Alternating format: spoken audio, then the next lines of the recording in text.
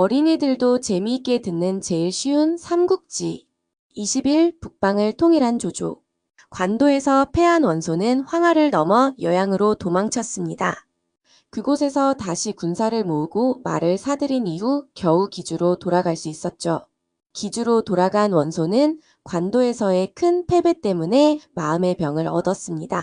이에 원소의 후처 유씨는 원소에게 후계자를 정하라고 독촉했죠. 원소에게는 세 아들이 있었습니다.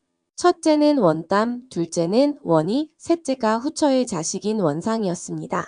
원상은 후처인 유씨가 낳았지만 용모가 준수하고 듬직해 원소도 매우 아끼고 있었습니다. 이에 후처 유씨는 원상을 후계로 정하기 위해 원소를 설득하는 중이었죠.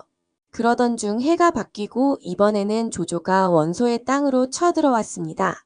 아버지에게 인정받고 싶었던 원상은 제일 앞으로 달려나가 조조군의 장수 사원과 맞붙었습니다. 결과는 세압도 채 겨루기 전에 결정났어요. 원상이 쏜 화살에 사원이 맞고 말에서 떨어졌지요. 원상은 그렇게 원소에게 눈도장을 찍습니다. 장수들의 싸움에서 밀렸지만 조조군의 병사들은 강했습니다. 조조군의 책사 정욱은 병사들을 매복시킨 뒤 원소군을 유인하여 몰살시켰습니다. 겨우 다시 모은 군사들이 조조군에게 몰살당하는 광경을 본 원소는 그 자리에서 피를 토하고 쓰러지게 됩니다. 원소군은 이후에 원이, 고간, 원상 등이 죽기를 각오하고 싸운 덕분에 겨우 기주성으로 도망칠 수 있었어요. 이후 원소군의 사기는 바닥을 찍고 있었습니다. 관도에서의 큰 패배에 이어 이번에도 지고 기주성에 갇힌 신세가 되었으니 사기가 높을 수가 없었죠. 게다가 원소의 병세는 깊어가 주변의 신하들이 원소 대신 여러 행정일과 군대를 수습하는 일을 도맡아 할 수밖에 없었어요. 원소라는 구심점이 옅어진 후 신하들은 조조를 치러 가야 한다. 아니다 기주성을 지키며 버텨야 한다로 나눠서 싸웠습니다. 자연스레 장자인 원담이 후계를 이어야 한다. 이번 전투에서 큰 공을 세운 원상이 뒤를 이어야 한다로도 나뉘어 싸우고 있었습니다. 이 와중에 조조군이 원소의 땅 근처에 또 군대를 주둔시켰다는 소식이 들려왔어요. 아버님, 아직 몸도 다 낫지 않으셨으니 제가 군사를 이끌고 가 조조를 물리치겠습니다. 원상은 지난번처럼 공을 세우고 후계자로 지목받기 위해 몸이 근질근질했습니다. 원소는 원상의 청을 들어주되 두 형인 원담과 원희가 오면 같이 출전할 것을 명했지요. 하지만 지난 전투에서의 활약으로 자신감이 지나쳤던 원상은 두 형을 기다리지 않고 혼자서 수만 명의 군사를 이끌고 조조를 치러 갔습니다. 결과는 조조군의 장수 장효에게 크게 패해 그대로 도망치고 말았지요. 이 소식을 들은 원소는 화가 머리 끝까지 치솟아 낫고 있던 병이 다시 심해졌습니다. 이에 부인인 유씨와 책사 신배, 봉기는 이번 기회에 원상에게 후계자 자리를 물려주게 하고 싶었습니다.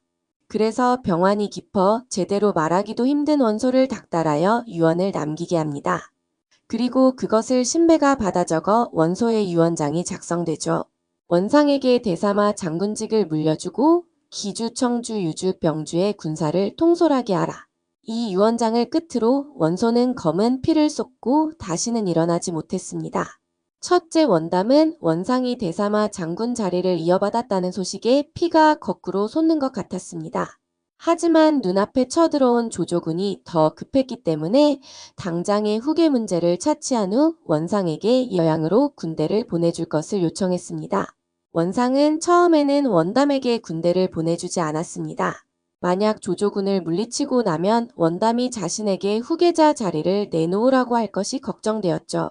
하지만 계속 군대를 보내주지 않을 경우 원담이 조조군과 손을 잡고 자신을 치러 올 수 있다는 생각에 결국 원상은 원담에게 지원군을 보내게 됩니다. 결국 원담, 원희, 원상, 원소의 세 아들들은 모두 힘을 합쳐서 여양에서 조조군과 맞서 싸웠습니다.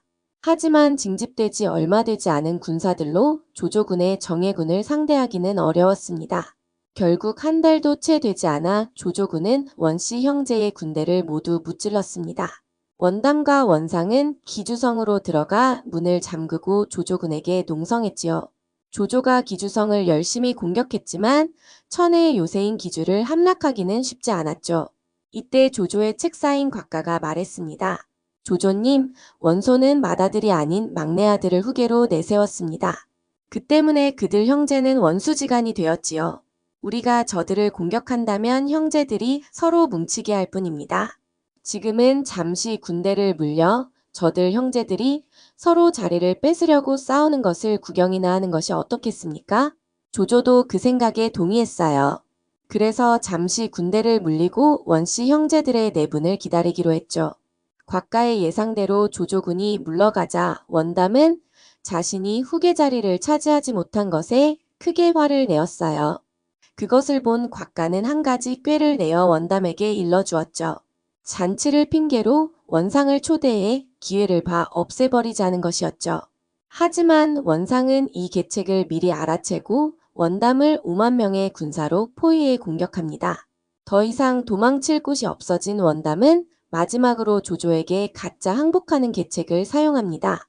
항복하는 척 하면서 원상의 군대를 해치우고 조조군이 약해진 틈을 타 조조군까지 해치운다면 자신이 후계가 될 수 있다는 생각이었죠.